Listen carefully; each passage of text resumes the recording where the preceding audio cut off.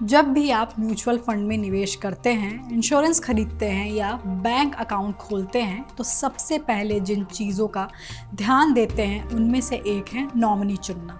लेकिन एक ऐसी बात है जिसे ज़्यादातर लोग नज़रअंदाज कर देते हैं।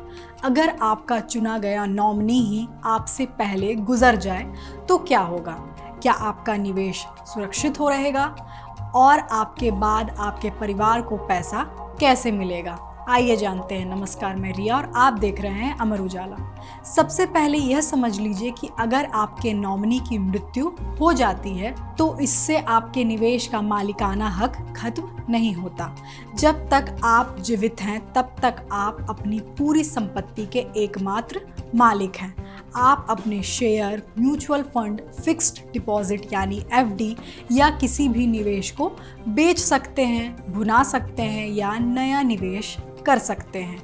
इस सब पर आपका पूरा कानूनी अधिकार बना रहता है। लेकिन असली परेशानी तब शुरू होती है जब आप समय रहते नया नॉमिनी दर्ज नहीं कराते और आपके साथ कोई अनहोनी हो जाती है। ऐसी स्थिति में bank, mutual fund house, demat account या दूसरी वित्त संस्थाओं के रिकॉर्ड में कोई वैध नॉमिनी नहीं होगा। इसका मतलब है कि आपकी संपत्ति सीधे किसी को नहीं सौंपी जा सकेगी। तब आपके कानूनी वारिसों को आपकी ही संपत्ति पाने के लिए लंबी कानूनी प्रक्रिया से गुजरना पड़ सकता है। उन्हें सेक्शन सर्टिफिकेट, कानूनी उत्तराधिकार प्रमाण पत्र और अगर वसीयत है तो उसका प्रोबेट जैसे ज़रूरी दस्तावेज जुटाने होंगे।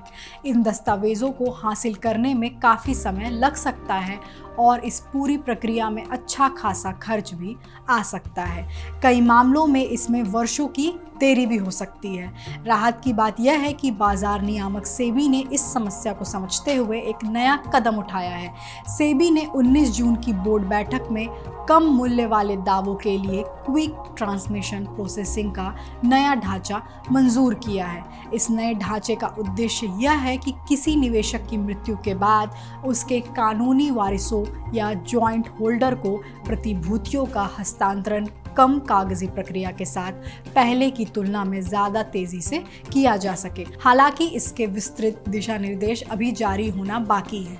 अगर आपका नॉमिनी अब इस दुनिया में नहीं है तो इस काम को टालिए मत। जितनी जल्दी हो सके नया नॉमिनी दर्ज कराएं। अच्छी बात यह है कि अब ज़्यादातर बैंक, डीमेट, पार्टिसिपेंट और mutual fund house online nominee update करने की सुविधा देते हैं। पूरी प्रक्रिया में सिर्फ कुछ मिनट लगते हैं, लेकिन यह कुछ मिनट भविष्य में आपके परिवार को बड़ी कानूनी परेशानियों और भाग दौड़ से बचा सकता है। अगर आपकी शादी हो गई है, परिवार में बच्चे का जन्म हुआ है या किसी कारण से पहले से दर्ज नॉमिनी की मृत्यु हो गई है तो अपने सभी निवेशों में दर्ज नामांकन की समीक्षा ज़रूर करें और ज़रूरत हो तो उसे तुरंत अपडेट करें।